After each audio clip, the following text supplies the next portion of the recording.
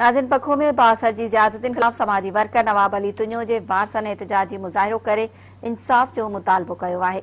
उन हवाले सां ॾिसूं था तारिक हुसैन मक्सी जी ही रिपोर्ट। जी नाज़रीन, हिन वक़्त असां मौजूद आहियूं पखो भरिसां ॻोठ अला ॾिनो तंيو में, जिथे कुझु ॾींहं अॻु हिकु सोशल वर्कर ते ॻोठ जे बााثر वॾेरे तशदद कयो हुयो। त असां उन वटि हिन वक़्तु मौजूद आहियूं। अचो त उन खां पुछूं त उन जो वधीक छा चवणु आहे हिन जे बारे में। हथियार खणी बीहनि था, ॿार रोअनि था, जीअं हथियार खणी मारनि था। असां ग़रीब माण्हू काॾे उघाड़ा ताईं कॾहिं वेंदे भरिसां बीहनि था।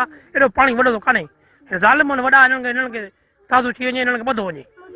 ग़रीबनि जा मनाव का बसि लेकर बंदि कनि था, पंहिंजे पिच पार लॻाइनि था।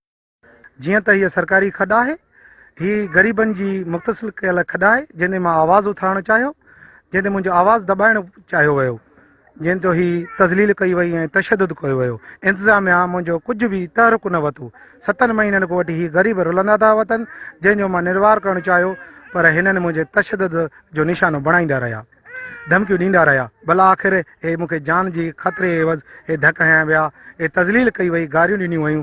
ख़ुदा रा असांखे तहफ़ुज़ ॾिनो वञे। नाजाइज़ करे रहिया आहिनि, सभु बिल्कुलु नाजाइज़ आहे। हे असांजे भाउ खे मार ॾिनी अथऊं ऐं असांजी सरकारी खॾ आहे, असांजा नेकर आहिनि। इन नेकरनि खे माना बंदि करण खां फिश फार्म ठाहिनि था। अॻ में बि चार्जरे सरके हुई, हिननि विलारे छॾी वॾेरनि, उहा बि सरकारी ई आहे।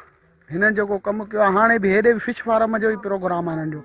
हे जेको आवाज़ उथारे त उनखे माना मारण जे कोशिश में आहिनि। अॻ में बि हाणे बि धमकियूं इहे ई अचनि थियूं। हिकु सहाफ़ी सां एॾो ज़ुल्म कयो वियो आहे ऐं उन सां तज़लील कई वई आहे, उनखे सरेआम कुटियो वियो आहे ऐं उन जो मुंहुं बि भरे कंहिं सोशल मीडिया ते रखी वई आहे त हे ॾिसो।